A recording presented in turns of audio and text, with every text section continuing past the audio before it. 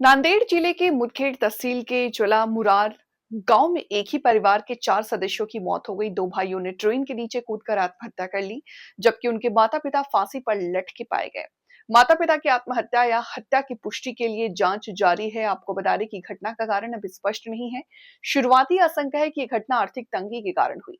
फिलहाल मुरार गांव में भारी पुलिस बल तैनात है और वरिष्ठ अधिकारी गांव पहुंच चुके हैं। दो भाई बजरंग रमेश लाखे उमेश रमेश की मुगत रेलवे स्टेशन के पास ट्रेन के नीचे कूदकर आत्महत्या की। उनके पिता 51 वर्षीय रमेश, 44 वर्षीय राधाबाई रमेश के घर में कोहराम मचा हुआ है। गौरतलब है कि उमेश लाखे एमएनएस मुदखेड़ के पूर्व तालुका उपाध्यक्ष थे। उमेश सामाजिक कार्यों में भी सक्रिय रूप से शामिल थे।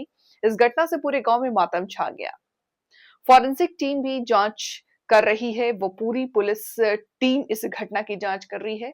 चारों शव को पोस्टमार्टम के लिए अस्पताल भेज दिया है। इस मामले में पुलिस अधीक्षक अविनाश कुमार ने घटनास्थल का दौरा कर घटना की जानकारी ली। हालांकि प्रारंभिक तौर पर यह घटना आत्महत्या प्रतीत होती है। पूरी टीम इस मामले की जांच कर रही है। ऐसी आशंका जताई जा रही है कि घटना आर्थिक परेशानियों के कारण घटी होगी। आपण विजिट दिलेली आहे, प्राथमिक काय अंदाज आहे कशामुळे एकाच कुटुंबाने आत्महत्या केली? एक रमेश सोनबाजी लखे रमेश लखे सावंत एक त्यांची फॅमिली होता, यामध्ये की नवरा बायको आहे आणि तसेच दोन त्यांचे एडल्ट सन होता, 20-25-30 असा वय आहे दोन्हीचा.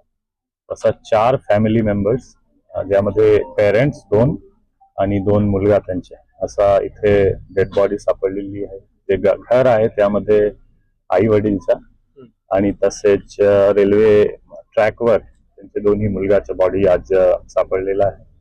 त्यामध्ये प्रथम दृष्ट्या असा दिसतो, मी घरी पण व्हिजिट केला, आमचे सर्व ऑफिसर फॉरेन्सिक डॉग स्क्वॉड, आणि आसपास विचारल्यानंतर असा दिसतो एक प्रथम दृष्ट्या की थोडफार आर्थिक परिस्थिती जास्त चांगली नाही. मातीचा घर आहे आणि खूप जास्त 25x50 इतके छोटासा एक घर आहे आणि काही शेती आहे, पण करणेवाला थोडासा त्यामध्ये जास्त नाही. तसेच जे वडील होता, वडील जवळपास 25-30 वर्षापासून त्यांच्या आजारी पण आहे. हार्टच्या बायपास सर्जरी जवळपास 30 वर्ष पूर्वीच झाला होता आणि काही महिनेपूर्वी सुद्धा काबदे हॉस्पिटल असं सांगत आहे लोक, तिथे पण ऍडमिट होता. तो एकंदरीत फिजिकल आणि फायनान्शियल सिच्युएशन खूप चांगला नव्हता. हा एक पार्श्वभूमी दिसतो, पण आज काय झालेलं आहे ते पोस्टमॉर्टम आणि आमचे अजून तपासमध्ये थोडा जास्त क्लिअरिटी येईल. पण आम्ही ऍक्सिडेंटल डेथ दाखल करू आणि जे काही त्यांच्यावर तपासमध्ये येईल समोर येईल.